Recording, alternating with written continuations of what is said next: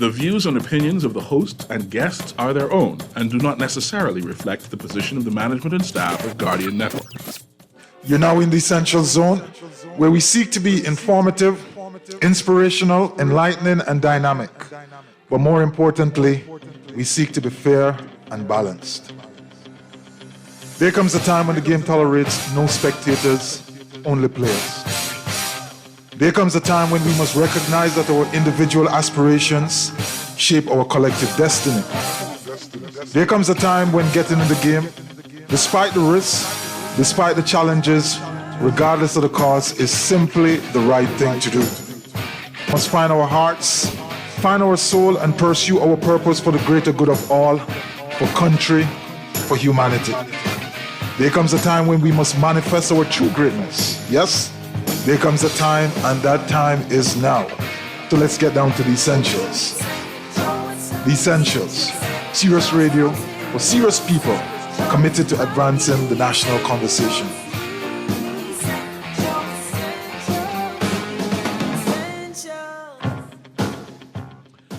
And good evening and welcome to the Essentials, the reset. You are on Guardian Radio 96.9 FM.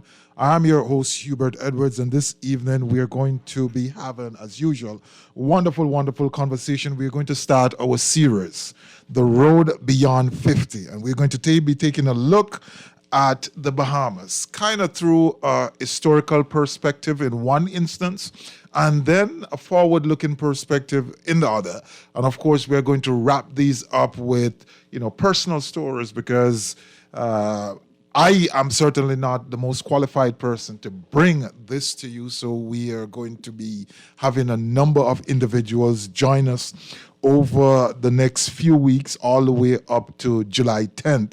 And we will be looking at next week from a economic perspective. We have a guest already confirmed, Ms. Therese Turner-Jones. And then the following week, we'll be taking it from a religious perspective. And so we want to have a discussion across sectors. One simple, broad question, or one or two. How far has the Bahamas come? What has the Bahamas achieved over the last 50 years? And then we want to look beyond that, because often what happens is we get kind of bogged down and tied down and arrested by the negativity and the things which are not going well. But it's always good to pause and to look back and to ask ourselves the question, how much have we achieved? What are some of the missed opportunities? What are some of the things that we ought to learn going forward?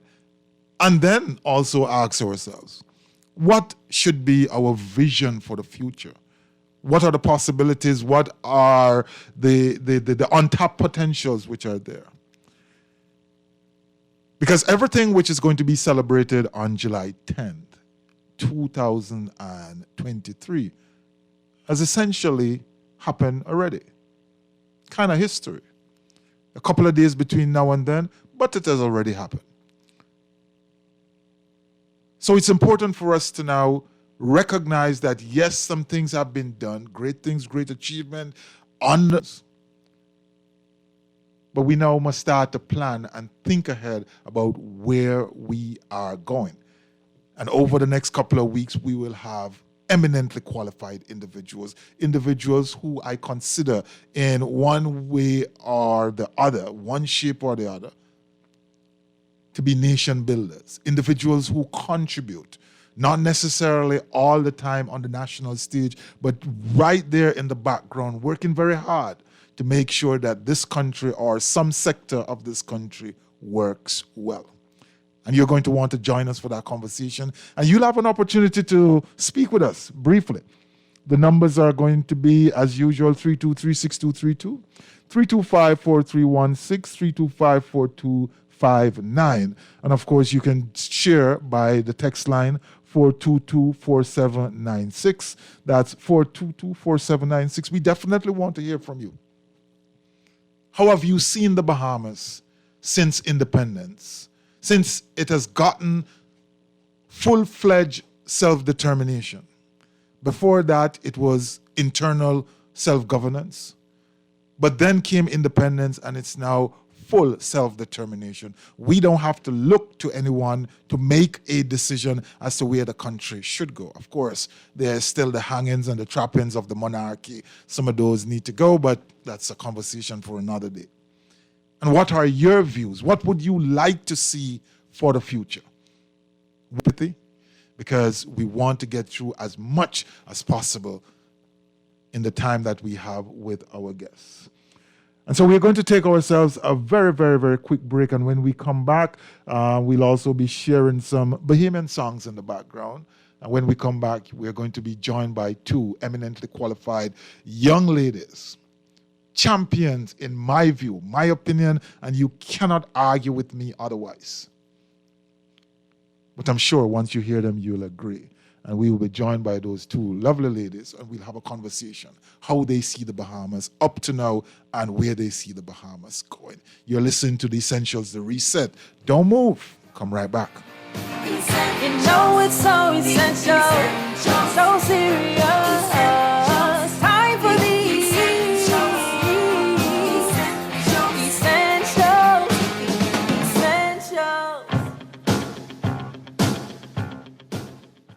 Next Level Solutions. Next Level Solutions. At Next Level Solutions, we assist companies and organizations to understand and strategically resolve governance, risk, compliance, regulatory, finance, and maximize their performance and grow. Next Level Solutions, a dynamic consultancy built on experiential knowledge. For further details on our service offerings, visit nlsolutionsbahamas.com or call 376-8951. Next Level Solutions. Practical solutions delivered. When faced with an illness like cancer, we band together, and we at Cleveland Clinic in Florida have your back. From advanced cancer treatments to extra safety measures at all of our locations, we're with you on this journey. For every infusion and follow-up, for every step of the way, for every care in the world. Cleveland Clinic in Florida. Get the care you need when and where you need it.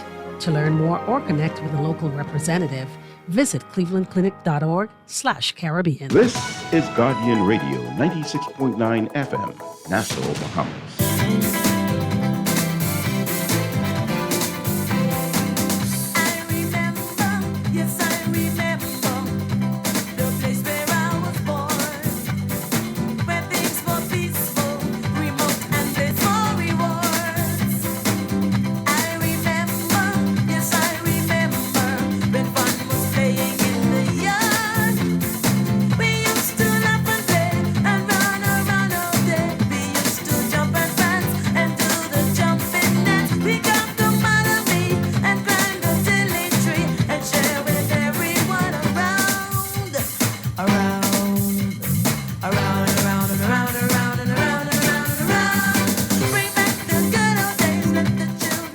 As we welcome you back to The Essentials, The Reset, bring back the good old days. And to joining us now to help us to bring back the good old days and to share some of the highlights from their perspective, we are joined by Dr. Tanya McCartney and Miss Farida Smith. Ladies, welcome to The Essentials.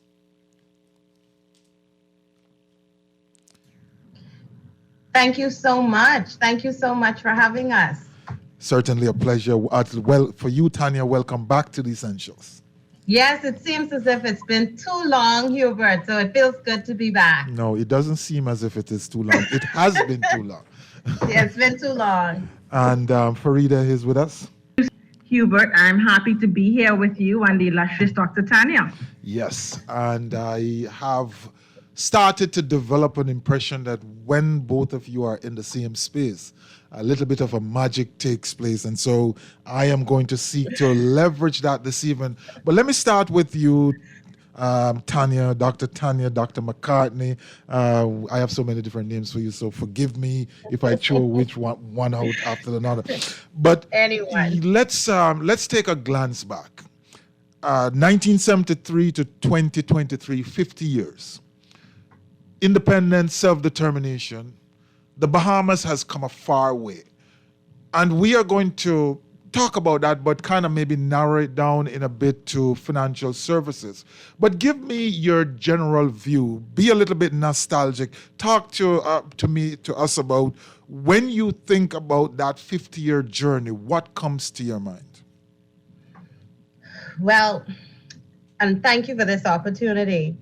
But when I think about this 50-year journey, it's pretty much aligned with my own growth and development in this country. I'm just a little over 50, I was 2 years old when the Bahamas became an independent country. And so I have grown with this nation. And I believe that all that went into creating a strong nation, creating a nation that is able to determine where it wants to go and chart its own course, perhaps has been tied into all of us who can proudly say that we are Bahamian. And so when I think of 50 years, I think of tremendous growth. I think of the Bahamas leveraging a lot of opportunities, economic opportunities for the betterment of our country, to attract foreign investment. I think of the Bahamas investing in its people such that we have such a strong cadre of professionals who are able to compete on the world stage. And so as I look down memory lane, both for myself and for my country, I think we've done pretty well. And I think as Bahamians, we tend to be hard, and I'm one. We tend to be very hard on ourselves. We believe that we can do more and we should be more. And yes, we should always strive to always achieve our maximum potential. But I think we have a lot to be proud of as a country. I get to travel the world through work and in other capacities. And I can tell you, the developed countries that we look to, when I meet with professionals in those countries, advisors, individuals, they want to be in the Bahamas. They want to live here. They want to work here. They want to play here. And so we as Bahamians should appreciate what we've come to develop over 50 years. It is the envy of the world in many respects. Yes, and I think all too often, as you've indicated, we have the word that I'm looking for. I was going to say underestimate, but we have not, I think, put the Bahamas consistently enough in our conversation at the level where it ought to be. And in my view, sometimes the impression of the Bahamas that filters outside the Bahamas is actually created within the Bahamas. And so we have to be mindful that you have an opportunity, because it's an independent country, citizens and residents alike, that it's in your hands to be nurtured. It's in your hands to be protected, and it's in your hands to be spoken about. You would like to hear it be spoken about by others who are not of you or from you. And so, I think as you went down that memory lane, I think there's a cautionary note over as we move into the next 50. Let's be mindful and let's be careful as to how we project our achievement without understating what has been done. So Farida, what would be your take? So thank you for this opportunity, Hubert. I was born after independence. Yeah. And so I see it from a perspective of somebody who was born into a free and independent country.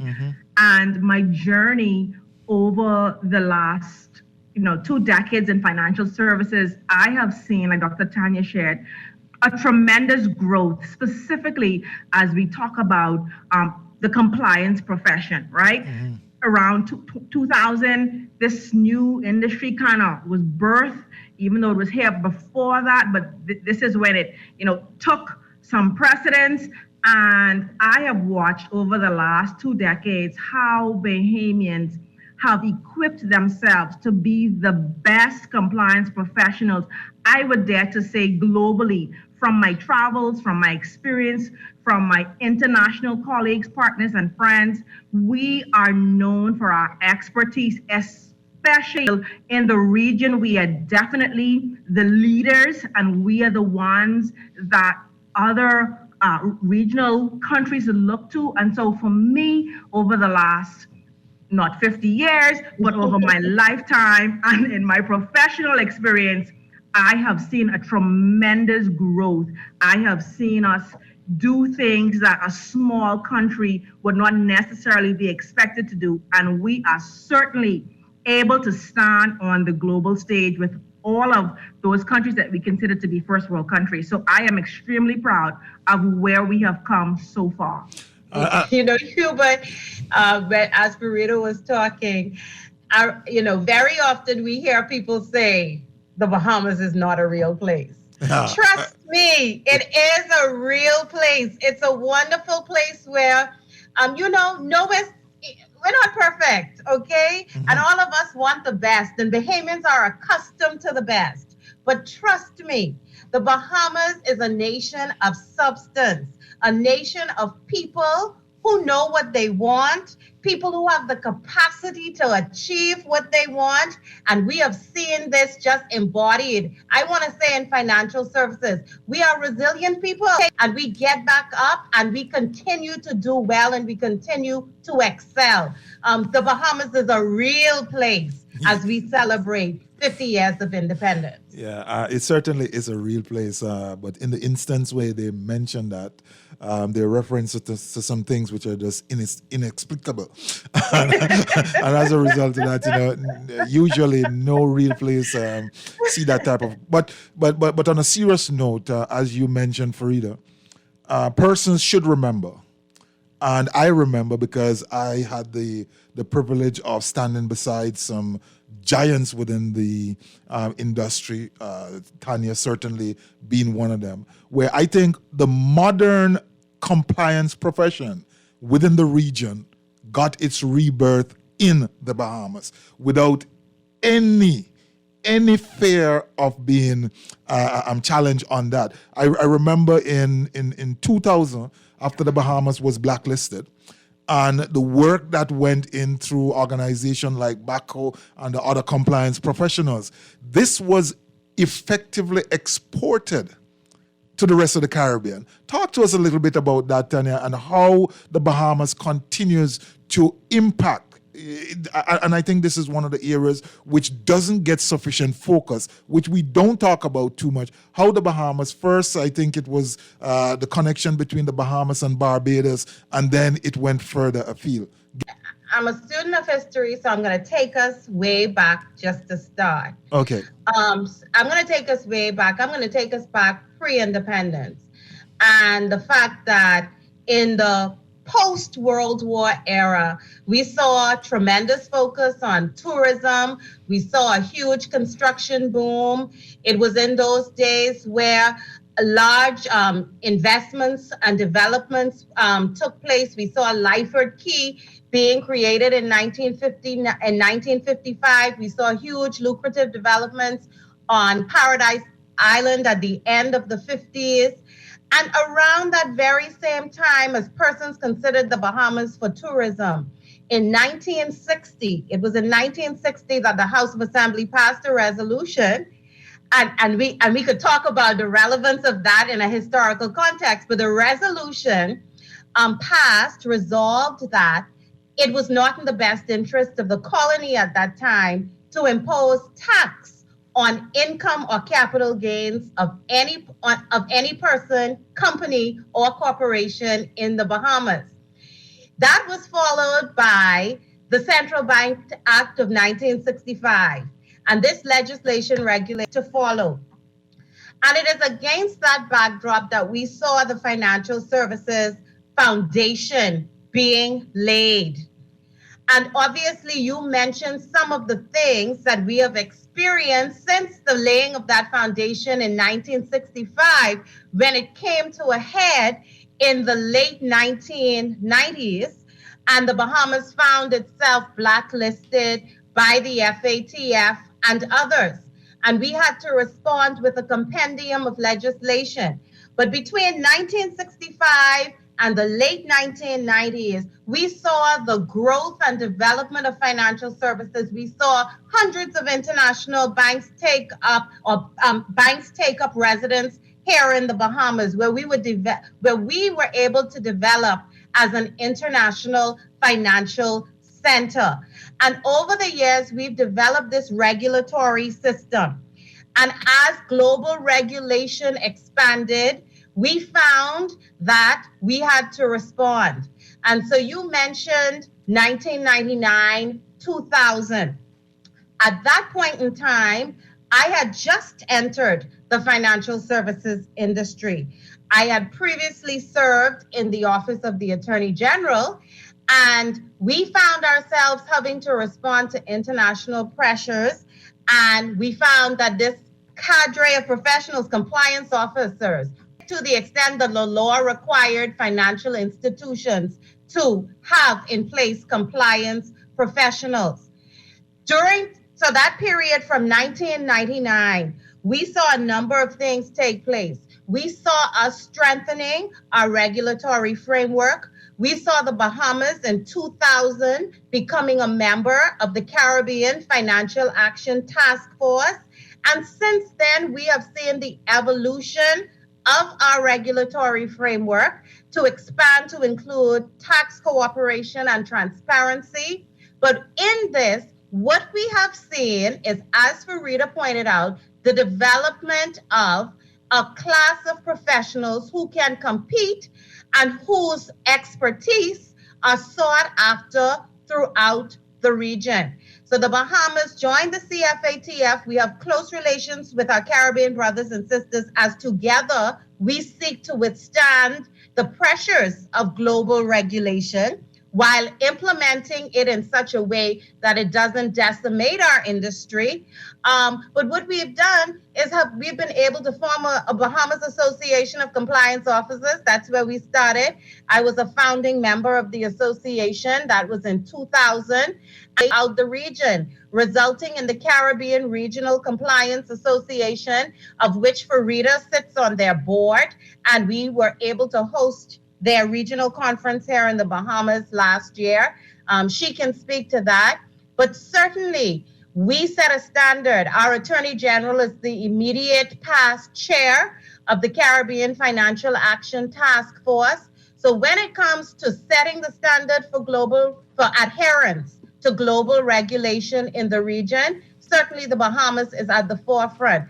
We can say that we are one of a handful of countries that you can count on one hand who is compliant with all 40 of the FATF's 40 recommendations, which is a testament to our investment in the industry, our seriousness about compliance, and we were able to achieve that on the eve of our 50th anniversary of independence. I'll be quiet so Farida can get a word in edgewise. Certainly when I have you on the radio, I just don't have to say anything. I just need to sit back and listen. But as you listen to that historical treatise, Farida, I'm sure there are instances and there are things which are popping up in your mind in between those dates. You being part and parcel of the leadership or the governance machinery within the compliance profession in that era, and not only working within the confines of the Bahamas, but having a regional and global reach. Talk to us about that, and talk to us about how the Bahamas as an environment has fostered and prepared you to take on those roles. Hubert, like you, when I'm in the room with Dr. T, I do the same thing. I'm happy to just listen. But thank you so much, Hubert and Dr. T. Hubert, for me, I think coming up in an era with people like Dr. T, who I consider to be a role model and a mentor, and others in the industry as well, Cherise Cox Nottage and a few other ladies, I was mentored by these ladies. These ladies poured themselves into me. They did not hide information or keep information. And I recognized that they were not only about building themselves, but they were about building persons to come behind them. When I say they, I mean Baco. When Baco initial leaders came together, they had a vision to ensure that the Bahamas would be the best, right? We would be the best field.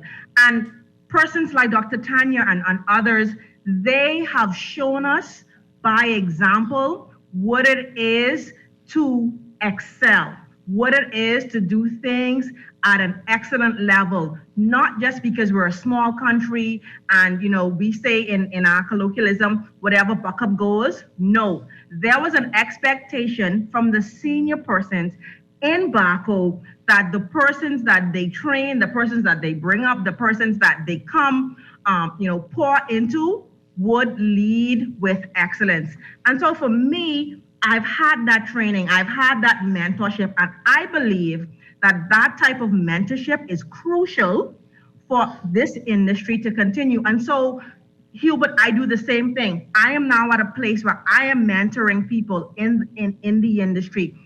Because of my leadership in Baco, I am able to meet a network and help others to grow like I have been helped. Like you said, Hubert, it's just not in the Bahamas at this point. I'm a sought after speaker in the region and globally, and it's because I was handed a baton by persons, especially females, I'm going to say, who were willing and able to see us grow as a country and be proud of us. There was no competition when it relates to CRCA. That baton was passed to me. I sit on that committee representing the Bahamas, and I can tell you any type of expertise, I can call on Dr. T. I can even call on you, as you know. There are persons that I can call on to say, hey, this is me representing us, a country. We have to do this as best as we can. Like Dr. T alluded to, we had a conference here last year, and by all means, if you are a LinkedIn follower, you can go check it out. We had a blast. Compliance at its best. That conference is held annually in a country in the Caribbean. And for us, I hosted in 2015, and I was again the host in 2022, which speaks volumes, Hubert, because that is not something that, just fell into my lap. Mm-hmm. The Bahamas was able to host 2 years within a few years of each other because we were known as a place of excellent service, excellent networking, and we have a cadre of compliance professionals that is second to none in the region. So, Hubert, I am so happy that I have been able to not only partner, but to sit at the feet of some excellent ladies who were able to show me how this is supposed to be done and to represent our country on a national stage and to do it with excellence. And that is important. I think, the profession, especially in the early part, was certainly dominated by females. And out of that came individuals like Tanya, Cheryl Bazard, Cherise Cox, missing some names as soon as I started getting in trouble. Natasha Roll Bastian was there. Cheryl Cartwright, yes, as well. Lots of females, a few males. Andrew Delaveau, who is now the president of Baco, was certainly there in the early days with us. But yes. Yes, and I remember a guy named Hubert Edwards. I think he was there too. Of course. But it was a wonderful time. And persons listening may ask, so what's the relevance? I want to turn to 2000 or 1999, 2000. In real terms, at least as we saw it then, we saw a Bahamas which was highly dependent on tourism, and then also dependent on financial service, which had a real risk of financial service being decimated. Yes, we did lose some. We have lost some over the years. But at that point in time, we saw a very real danger of the Bahamas being in significant trouble. And when that cadre of as if war was declared and the Bahamas called out its army. And in many ways, Baco and that grouping caused or contributed to the overall effort to create a change in the minds of external parties as they look at the Bahamas over the next 2 to 3 years, from 2000 to 2002, 2003. And great progress was made simply because ordinary people, persons who were working in a professional capacity, decided to buckle down and do what was necessary to save the country. Tanya? Hubert, you touch on this, and I remember vividly 1999 into 2000. I remember at that time, Hubert Ingram was prime minister. We were on all of these lists. Industry would be called into various meetings to talk about the pressures that we were facing, the implications for correspondent banking, what blacklisting meant, how we ought to respond, and if the response would be on the jurisdiction. And as with change, change brings some level of trepidation. And you're right, people were concerned about the viability and the sustainability of the industry. But what we found, just as you said, is that when you're building a nation, you're going to encounter some challenges. And so we encountered those challenges. But if you're building a nation and your focus is on people and about building people, then you equip your people to be able to respond when times get tough. That's it. And so I think we're talking about independence. I think over the past 50 years, the emphasis on education as a means for empowerment is something that has positioned the Bahamas very well. When Baco was formed, a bit about the history, when we were formed, in some quarters, persons were concerned about why there needed to be another association relative to financial services. There were already other associations comprised perhaps of senior executives. We need another body being created. And at the time, we thought it was important for professionals who were new to this space to have a forum where they could network, where they could exchange ideas. If they had challenges around interpretation or implementation of the legislation, they would be able to discuss it. And we met with the then governor of the central bank, who was Mr. Julian Francis. And he said to us, look, there doesn't have to be a clash between a number of associations. What your focus is, if you want to be successful, it should be on education and training. And we made that one of the key elements of our mission in the creation of the Bahamas Association of Compliance Officers, education and training. And I believe as a country, we have been able to achieve what we have over the years because somehow it's always been instilled in us that education is power. And when I sell the Bahamas as an international financial services, a key element of our value proposition is expertise. The fact that the Bahamas has the expertise to meet your needs, to provide the financial solutions that you require. And so I think is in our people. The resilience of our industry has certainly been as a result of the work of educated professionals and Bahamians, complemented by international counterparts and expatriates as well, who have added value to this industry. The creation of BACO showed that we were competent. It showed that we were committed to being compliant and meeting international regulatory standards. It certainly did, and a lot of blood, sweat, and tears went into those early days. As you said, the focus was on training and development. Many hours spent delivering and training and discussing and providing support in different quarters. And so at the end of the day, when it emerged that the Bahamas was making some progress, I remember conversations with by that time, the AG was Honorable Miss Gibson. Allison Gibson, yeah. By that time, she was the AG, and at another time, I think we encountered Alfred Sears, and so that's right.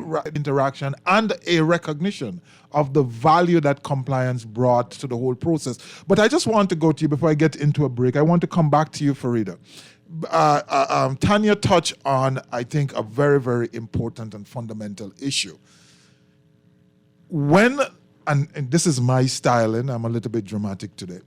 When the war was declared, when Mr. Ingram, Honorable Hubert Ingram, traveled to Washington and came back with those 8 pieces of legislation, again, I'm being a little bit dramatic, but it kind of felt like that because there was a whole slew that came out after those discussions. But when he came back and the war was declared, there was no questions that soldiers were ready and available, not needing training, just needed to be sensitized. Your experience, Farida, over the years has been that there is always this funnel of new individuals coming into the profession, always new persons who are properly and effectively already seasoned, just to now become effective expert from a compliance perspective. Talk to us about that and how important it is given the level of education and exposure that Bahamians have in that regard. Okay, Hubert. So what Dr. Tanya didn't say was when BACO was formed, the International Compliance Association out of the UK, along with Manchester, was invited to write a certification for BACO to be able to get us to a standard. That diploma in AML and now governance, risk and compliance is the gold standard globally, the ICA diplomas. And that diploma has been taught in conjunction with ICA, the Bahamas Institute of Financial Services, and BACO over the years from 2000. And so in the Bahamas, we're not sending off Bahamians to study compliance, Hubert.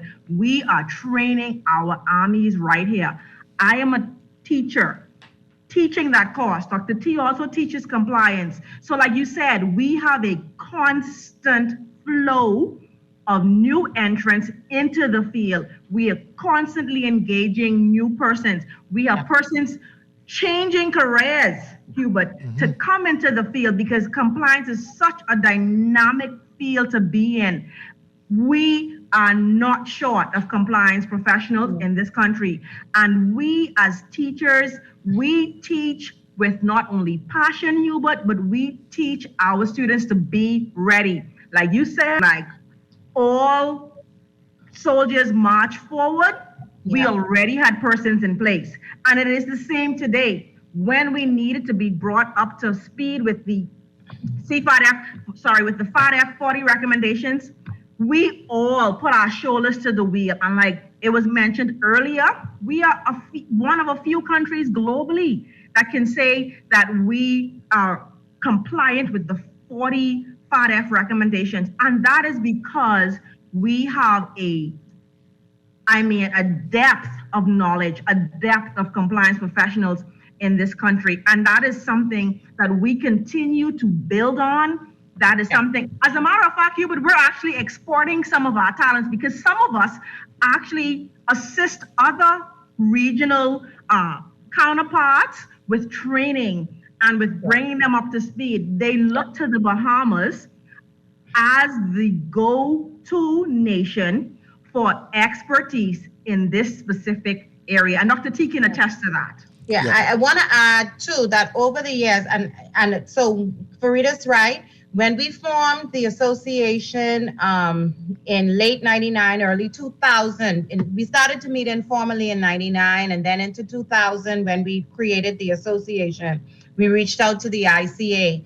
to develop a course. But over the years, we have expanded the course offerings for Bahamians. And I say that we are one of the few countries in the region to have a chapter of the association of the Anti-Money Laundering and Compliance Association of ACAMS. And Bahamians are certified as anti-money laundering specialists.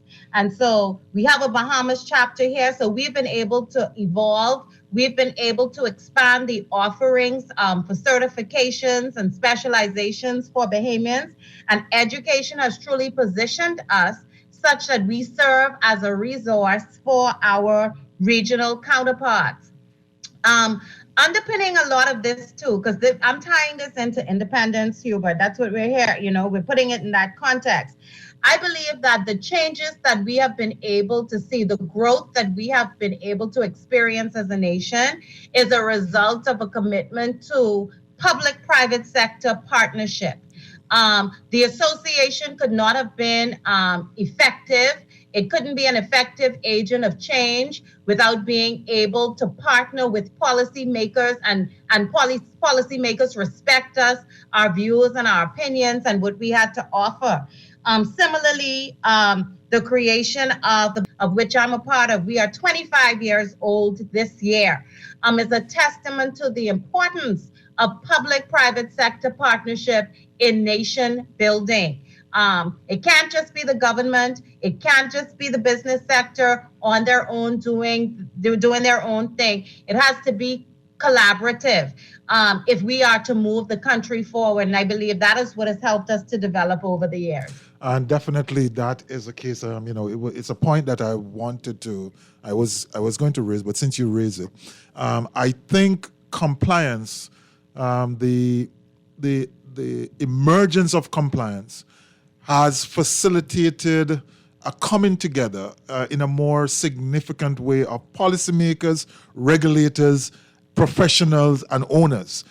When the issues are on the table, which puts livelihood at risk, which put business at risk, which puts the country's reputation at risk, we have seen, or at least this has been my experience, I have seen a coming together of all different aspects of the country, from the governmental level straight down to the individual who works as a compliance officer. And the minds have all come together in such a way that we would have created an infrastructure, responded to a number of obstacles, a number of blacklisting or gray listing or blue listing, whatsoever they call it, and to have emerged in, I think it was recently, as one of the few countries in the world where 40 out of 40 recommendations is fully compliant with. It's no small feat. And I think that is something which should be celebrated. Also, from my vantage point and what I want to say about that, it's an example of how other areas of the country can be further developed, how we can all work together collaboratively. It's not going to happen overnight. You're going to take some hits, you're going to take some bruises. But if there is the commitment, if there is the working together, if there is the coming together of all facets of society, eventually wonderful, wonderful things will happen. And so we're going to leave it there. When we come back on the other side, we're going to have some other conversation. We're going to continue to talking about, what were some of the low points from the blacklisting in 2000? What are some of the issues which we are seeing coming out of the rising of the digital economy? We know we had the fallout of FTX, but what about this whole rise up of digital assets? How is the profession responding to that? And we also want to look broader, since we have Tanya here, at the financial service compliance, but broader at financial service, and want to get a feel as to its health and where we are going into the future. So you're listening to The Essentials. I'm your host, Hubert Edwards, having a conversation with Tanya McCartney, Dr. Tanya McCartney and Farida Smith. And when we come back on the other side, we're going to continue. We want to hear from you. The numbers are 323-6232, 325-4316, 325-4259, and our text line 422-4796. Don't move. Come right back.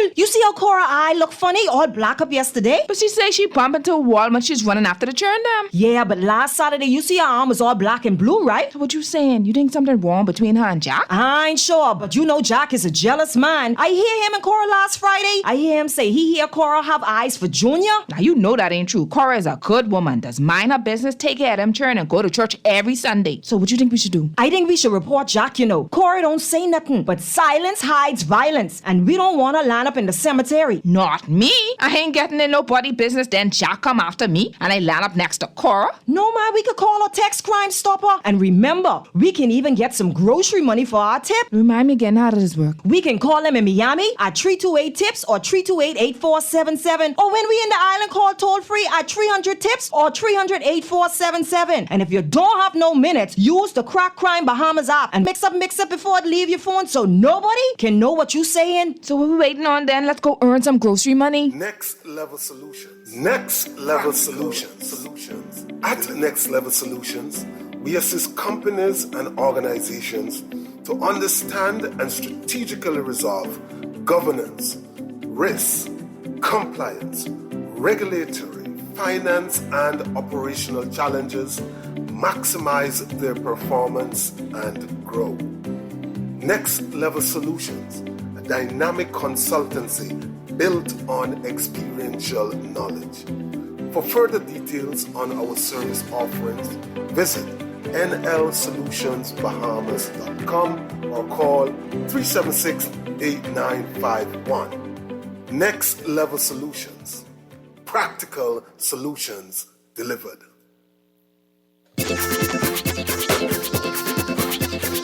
Lord, where you think this man is, man? All day I've been home with these little baby kids. And he ain't reached home yet. Huh? Well, anyway, I gonna fall down the road to see if he down this place down the road. And if he down there, there gonna be some problems. Because guess what? I got a headache and every other night Andrew would call round. Tell him nice little wife he gotta work late. But he go to the bar to catch a few with the boys. Let dominoes, drink liquor and make noise. Now Andrew say, man, you gotta be the king of your house.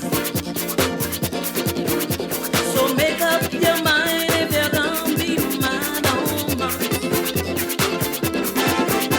The bartender shout across the room if Andrew there. Andrew said he boy to tell him I hear. And she said, tell all I hear, he better come on now. With these little children he got, they crying for their father. Tell him don't let I come down to that bar. Because when the issues are on the line, when those who have committed themselves, not just professionally, but as citizens and residents of the country. Because oftentimes we see persons, say, they're just working. That's a compliance of a CEO.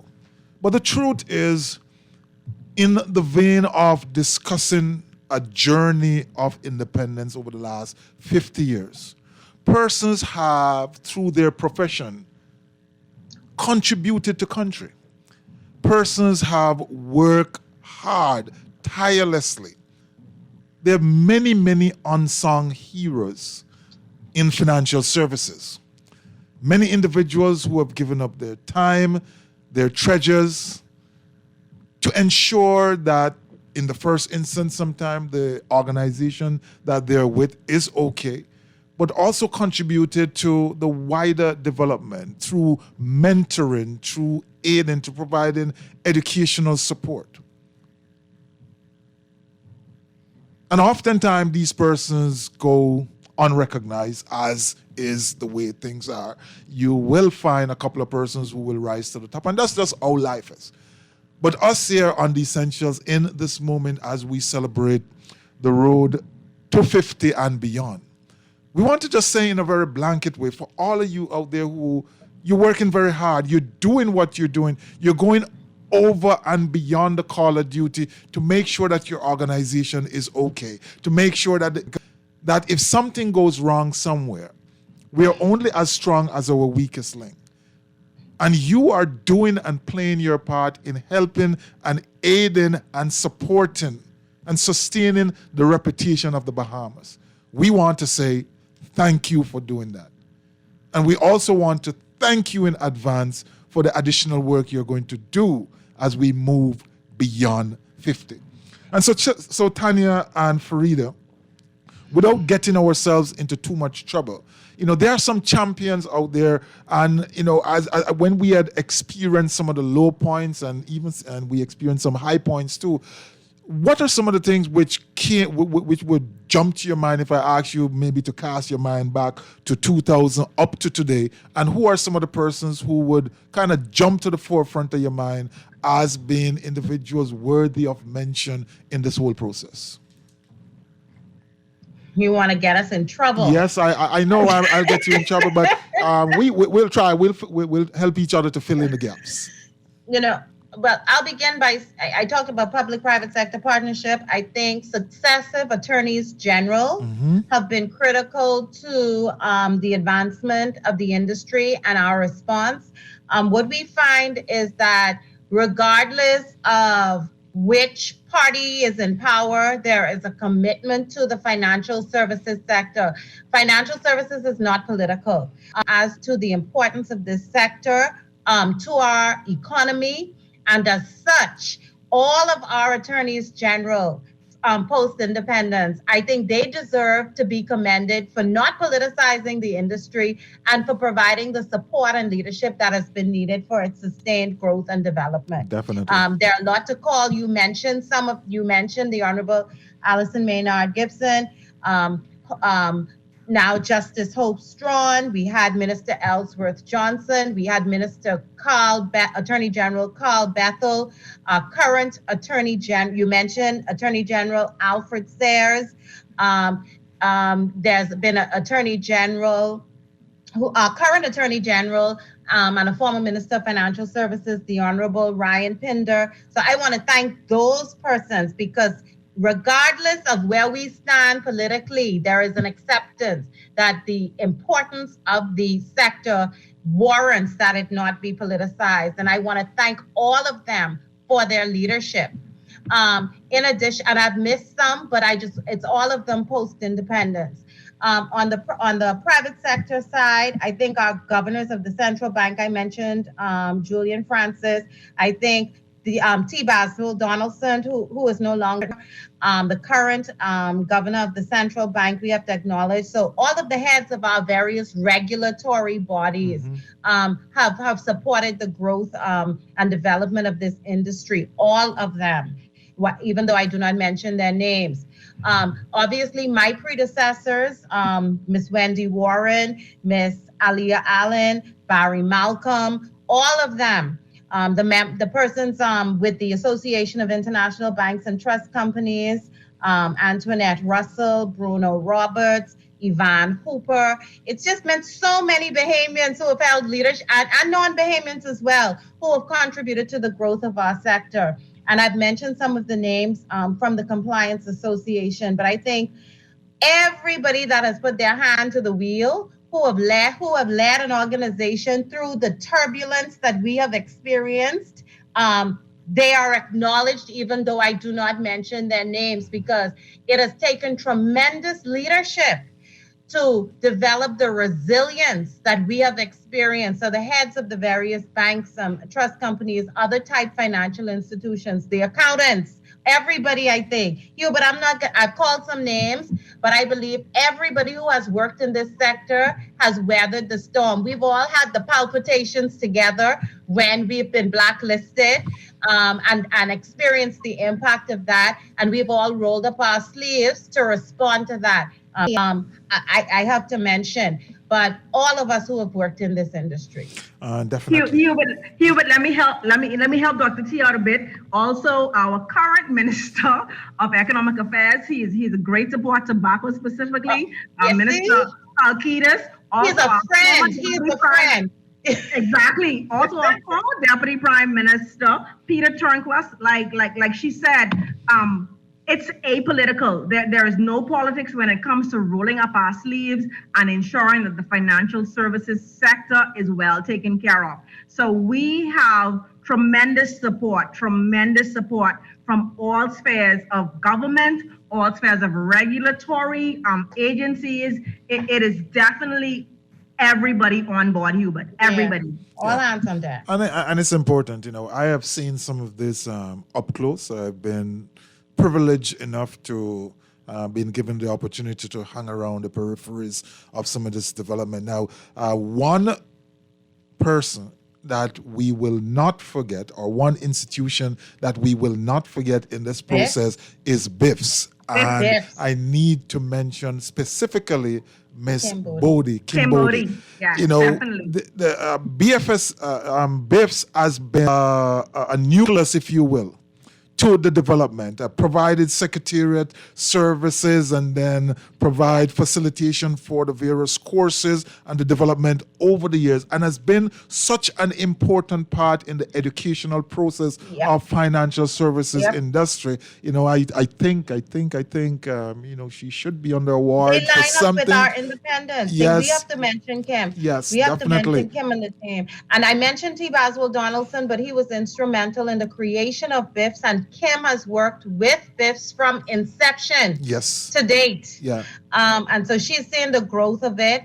And the Bahamas Institute of Financial Services is a testament of the commitment of the various financial institutions to the development of Bahamian talent, because it is formed, its members are the various financial institutions who serve as a feeder by providing and underwriting the cost in some cases for their staff to obtain the various certifications that the Bahamas Institute of Financial Services offers. So people like Hugh Sands and T. Baswell Donaldson, who are no longer with us, those pioneers were there in the creation of the Institute, and it has truly grown and developed as our nation has, and contributed to the talent that we have in this country. And we've also, sorry, Hubert, we've also seen the growth where now they're partnering with universities like Bandit Banker MBA. They're partnering with lots of other international organizations to bring that level of learning and education and development right here to the Bahamas. So kudos to them. We appreciate everything that they have done. Kim Bodie and her staff, they are tremendous persons, and they're definitely people that we should be honoring and making sure that they are heralded during this 50th anniversary of our country. I absolutely endorse that. I think we do our part in always reminding Miss Bodie that she is important and done a significant job in helping to chart the educational process of not just financial services, because persons of all walks of life would have used the services of the Institute, but certainly, in terms of longevity,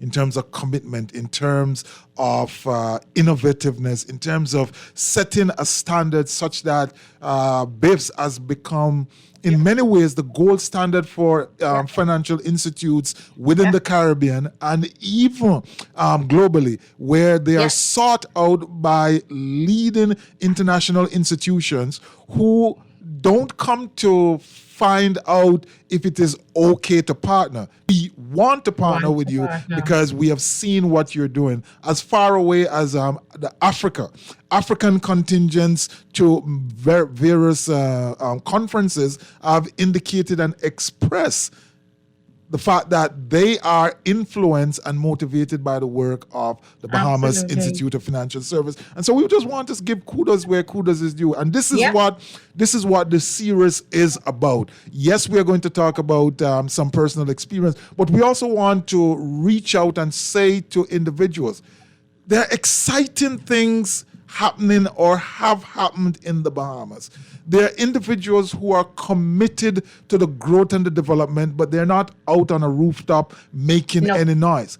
But that doesn't mean that we should ignore them. That doesn't mean that we should always look to the popular grouping for recognition. we have to look far and wide, and we have to recognize and understand that in this process, every single individual is important. And Yes, while you mentioned Kim. If you're mentioning BIFs, the institute, you got to mention Eve Poitier, who helped to develop so many students at what was then the College of the Bahamas, then the university, and she has invested a tremendous amount of time as well in developing programs for the institute. But when she's the first female CFA in the Bahamas. Yes. And so the Bahamas history and people like Farida and I stand on the shoulders of these leaders who helped to develop the industry. And our effort here this evening is really to put a light on that, and to say to whosoever is listening, policymakers included, that hey, we have a great legacy, we have a great foundation, and so in the areas where we are lacking, in the areas where there are opportunities for improvement, let's look back over the last 50. Let's look at the things that we have done. Let's look at the opportunities we have missed, and let's use that to leverage, plan, and grow a brighter next 50. So as we look towards the next 50, Tanya and Farida, give me a 50-year vision. I'm going to go as far as that. What are some of the things based on your experience that we now need to cast our mind of, and maybe we can use this whole shift which is taking place in terms of the digital economy, digital assets, and so on. We can start there as a foundation as we look into the future. For me, Hubert, I would say in the next 50 years, looking forward to a cashless society. I know it sounds, very strange for some persons, but when you travel around the world, it's very rare that I need cash when I go to Europe and beyond, right? And so for the Bahamas, we are still very much cash centric. And so for me in financial services, I'm very much looking to becoming a cashless society. I'm very much looking forward to artificial intelligence and how that is going to shape our economy and shape our country. And I'm also looking forward over the next 50 years to see how persons in the industry will have to pivot to still be able to be relevant. So those are some of the things that I'm looking forward to in the next 50, Hubert. Okay. Well, aligned with that, I think digitalization. I would like to see the public sector fully digitalized. We survey our members from time to time, and we conducted a survey at the end of last year to help to create a policy framework for what we do at BFSB. And ease of doing business.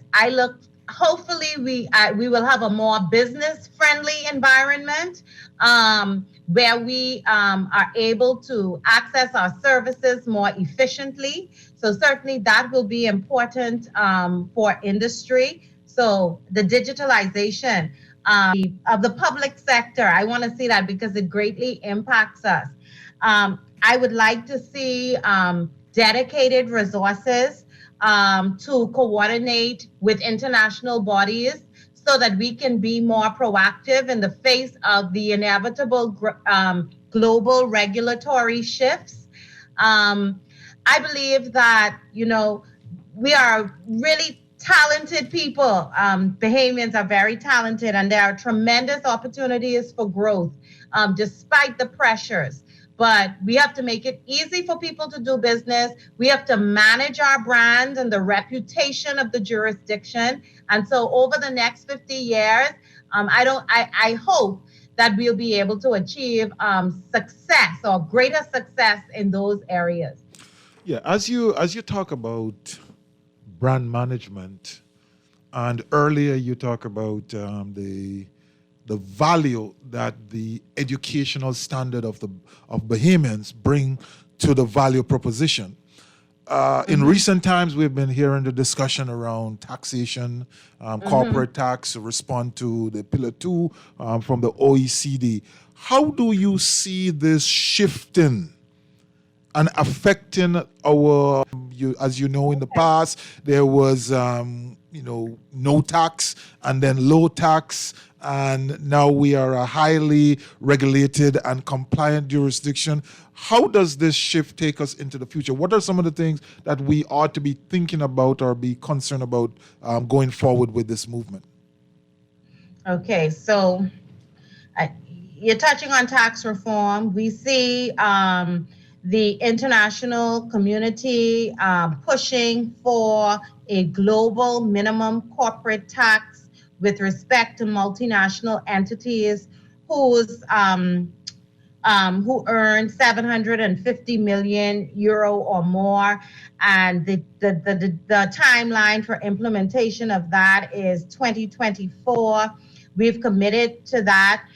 We feel on the domestic space it will have minimal impact, but it has forced us to look at our own tax system, because while in 1960 we passed a resolution in the House of Assembly saying that we wouldn't tax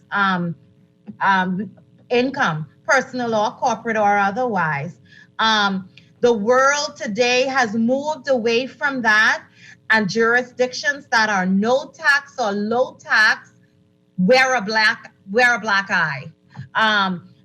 We're seen as harmful tax. So to remain competitive, to reduce our risk profile, those of us who work in the industry have been saying that we need to conduct a tax study. We need to see what the options are for us to ensure that we are not adversely impacted by this label of no tax, low tax.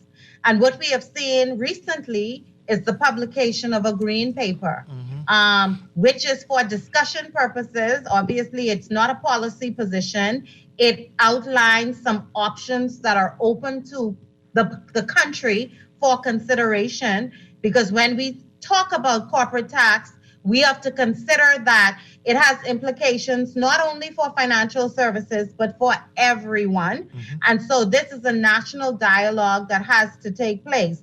And so I was pleased to see where I think it was the Attorney General who said that there will be dialogue and consultation over the summer on the green paper, which I said is just some options, which would then inform any policy position that the government might take, and that will then go into a white paper.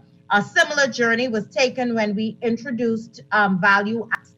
And so it's not a night. I believe if we lose the label of being no tax or zero tax jurisdiction, it will improve our profile as an international financial center. But certainly our economy is much bigger than financial services, and therefore we need to hear from everybody as to what they see the impact being and what would be the best route to take. It's interesting that you say that, Tanya, before we get back to Ms. Sands. It's interesting that you say that, because the average individual makes the argument that the Bahamas' financial services value proposition is tied to no tax or today. Extremely low tax. Not today. Despite what, I mean, certainly, no. And when you look at other international competitive IFCs, apart from perhaps the dependent territories, most of them are what you call mid-shore jurisdictions where they have some sort of territorial tax regime. And so when you look at competitive international financial centers, these are not zero tax or low tax jurisdictions per se. I talk to a range of people, and some people to be in a jurisdiction that's seen as, and we are transparent and we are cooperative, but they would not want to be on a jurisdiction that's subject to scrutiny because of its tax system. Right. And even on the domestic tax level, we've heard our own business people talk about how business license tax is based on gross turnover, and we ought to look at it. So both on the international side, I believe that there is some opportunity for us to improve our positioning, and on the domestic side to have a more efficient tax system that positions us well, both internationally and domestically. And I think that is important because certainly that's the direction the world has already gone. Yes. I was about to say heading, but has already gone.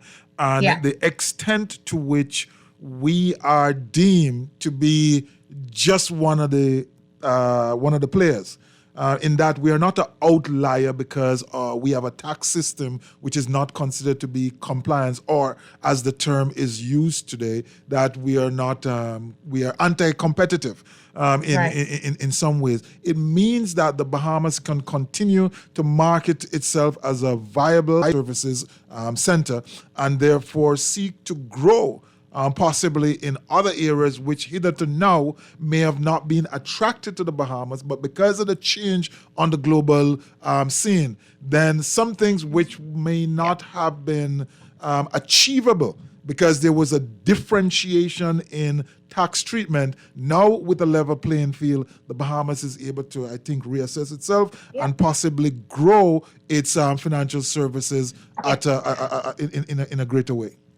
We've talked about the Bahamas being an international business center. Mm-hmm. We've talked about trying to attract multinationals to headquarter in the jurisdiction as a means of growing our economy as we move forward.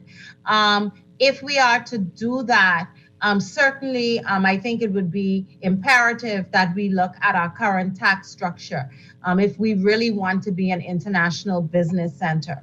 And that is important. So let me go back to you now, Ms. Sands, and I hope I'm forgiven by saying so many Sands.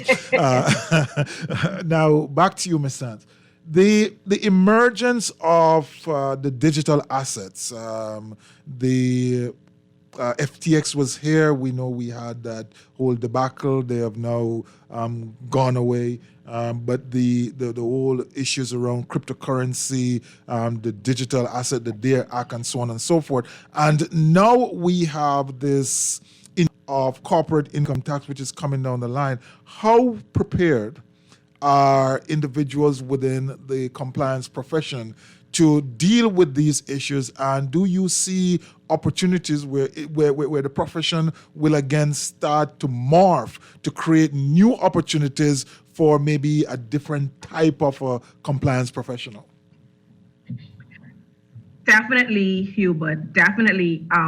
Over the last 2 years, I have known lots of compliance professionals in the Bahamas who have taken it upon themselves, even though big companies like FTX is here and OKX is still here and other companies are coming to the jurisdiction. We have been arming ourselves with certifications just to ensure that when these companies arrive in the Bahamas, they have a cadre of professionals to choose from, not necessarily from an experiential perspective, but from at least a knowledge-based perspective. So like for myself, as an example, I'm a certified cryptocurrency investigator, right? We have lots of them in the Bahamas at this point.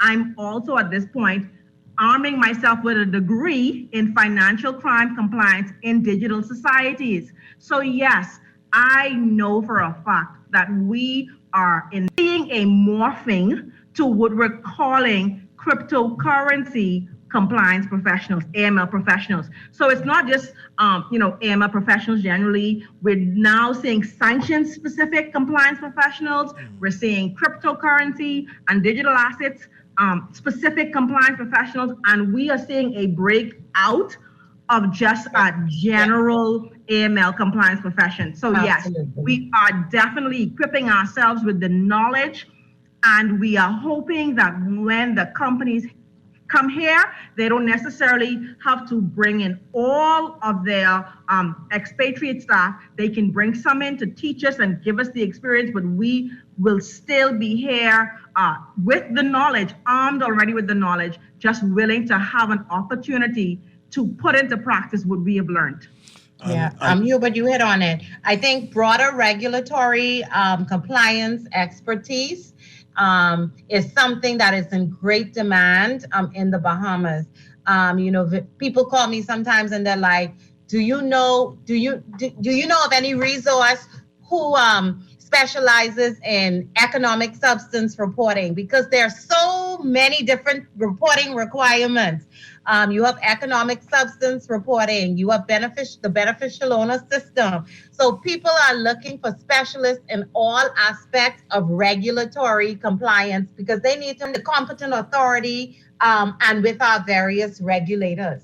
Yes. Next time they ask you, tell them just hold on a second. I soon come. Edward. I soon come. We have a texter. Next level solutions. Yeah. We have a texter here which says, "Good evening, sir. Greatest accomplishments that the Bahamas achieved over the past 50 years has been under the leadership of Sir Lyndon Oscar Pinland. Sadly, every time one government comes in, they shut down on the previous government.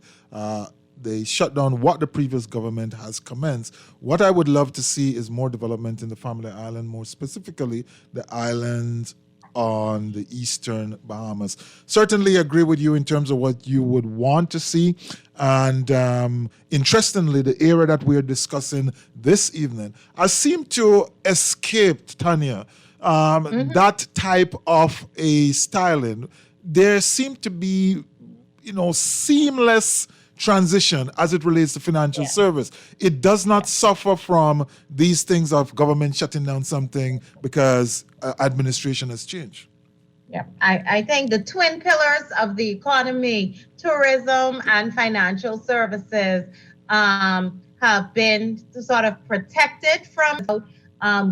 In our industry, we really don't politicize financial services. Successive governments have supported the industry.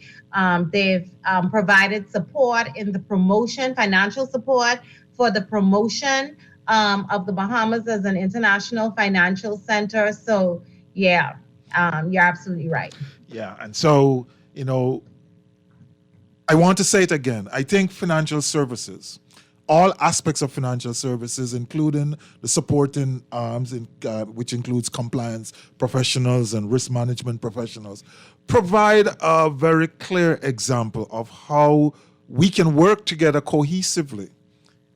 Disparate pieces, but all working together, including the educational harm that come from areas like Bahamas Financial Services, Institute of Financial Services, and all the other entities out there that's providing educational support.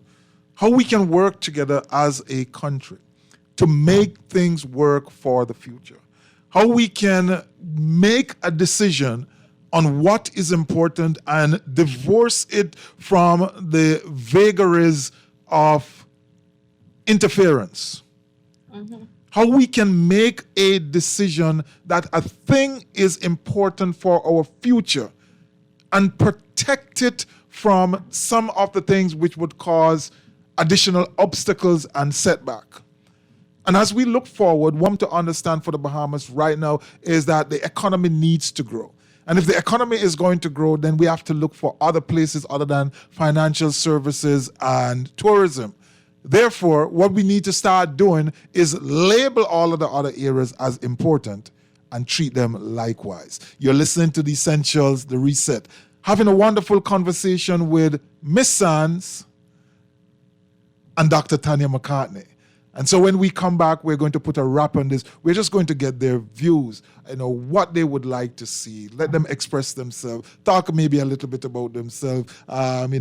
Certainly for me, when the next 50 come, I don't think I will be around, but certainly I have a view of what I would love to see the Bahamas do over the next 50 years. You listen to The Essentials. Don't move. Come right back.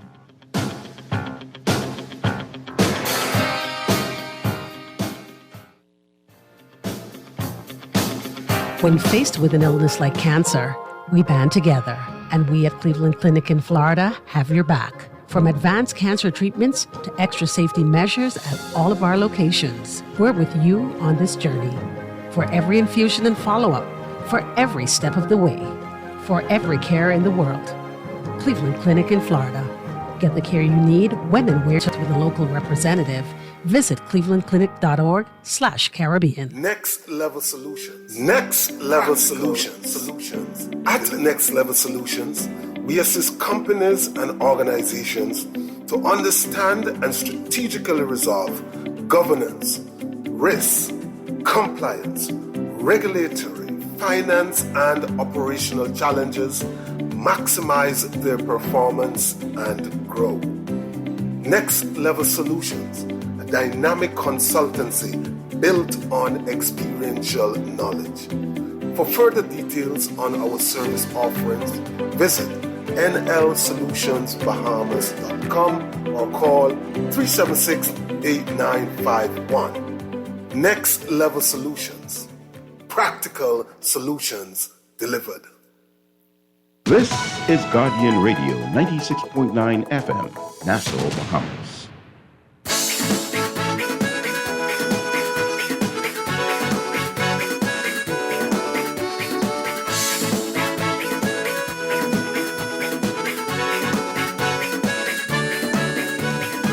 You know I was legal when I come to you. You gave me food, clothes, and protection too. You said don't worry about a thing, just show your loyalty. It's the comfort that you'll bring. When I look around, I got papers and passport waiting on my visa screen. Boss lady tell me send for family. She can clean the house and I am the clothes for me. Confidential, it's a confidential thing. This matter is serious, we don't know what it will bring. Confidential, we must regulate this thing. Confidential. As we get to the end of this conversation, wonderful conversation with Ms. Sands and Dr. Tanya McCartney, we're having a conversation around financial services broadly, but we kind of zero in on compliance and we zoom back out. And we're talking about what happened over the last 50 years and what we're looking forward to. And we also sought to unearth some of the happenings, to give an exposition to the deep quality.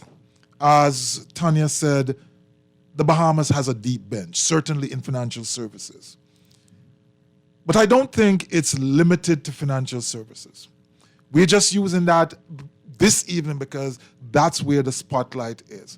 I believe that the Bahamas as a country has such a opportunity for significant, in many instances, we ourselves, and by we I mean those who lead and those who have the ability to change the country, I think has underestimated its potential. And more importantly, I've underestimated the fact that when leadership is brought to bear, there is an army of Bahamians and an army of other individuals available and willing who will march towards whatsoever task it is which is necessary for the growth and the development of this country. All it requires is serious, determined, consistent leadership. Because we have seen over and repeatedly when the Bahamas' back is against the wall,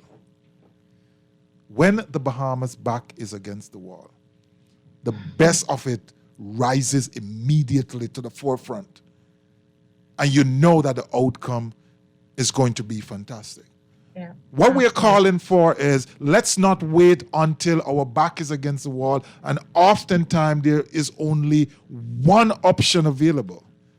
Let's start doing the hard work when there are multiple options and the potential is greater. Courage we need for going forward, to move into the next 50. I have this little key to great achievements. The race is not for the scared, but he who will look the challenges and the fears dead in the eyes, be afraid, but continue, knowing that failure is only fatal when one decides not to move forward. Otherwise, it's simply a temporary state filled with opportunities for learning.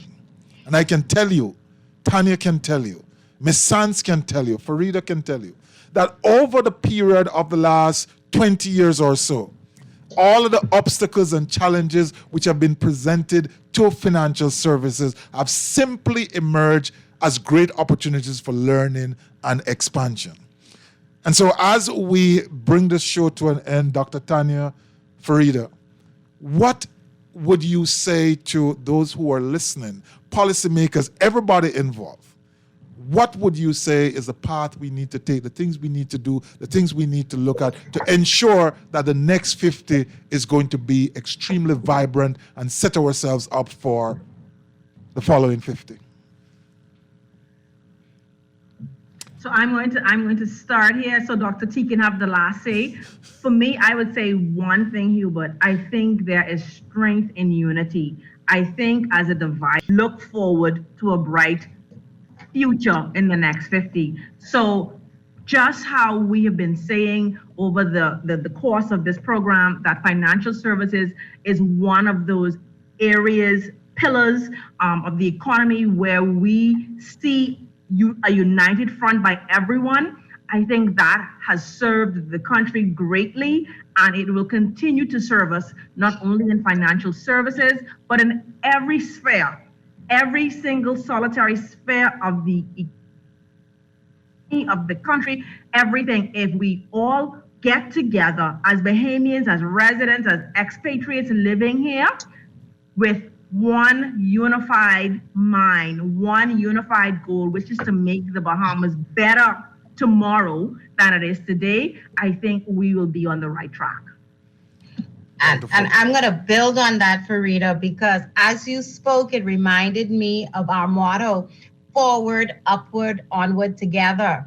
And I would only add that if we are to move forward, upward, onward, together in a unified manner, we should hearken back to those traditional values upon which it was built. And when I think of what some of those traditional values are, 3 words come to mind. The first one is hard work. Bahamians over the years have had to work extremely hard. We know what it is to put in the sweat to get things done. And we have to commit to doing the work. We have to commit to avoiding the shortcuts. So my first takeaway is, let us rededicate ourselves to hard work. The second word is knowledge. With knowledge, you have power. You know, I come from very humble beginnings. My grandmother was a stay-at-home mother. She was a housewife. My grandfather, he was a prison officer and then a truant officer from Eleuthera, from Topham Bay, Eleuthera. Poor people. They had 10 children, made sure that those 10 children had the opportunity to get an education. And so knowledge.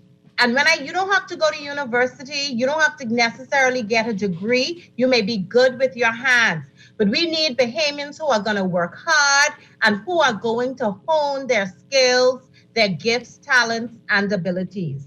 So hard work, knowledge, and lastly, integrity. Integrity.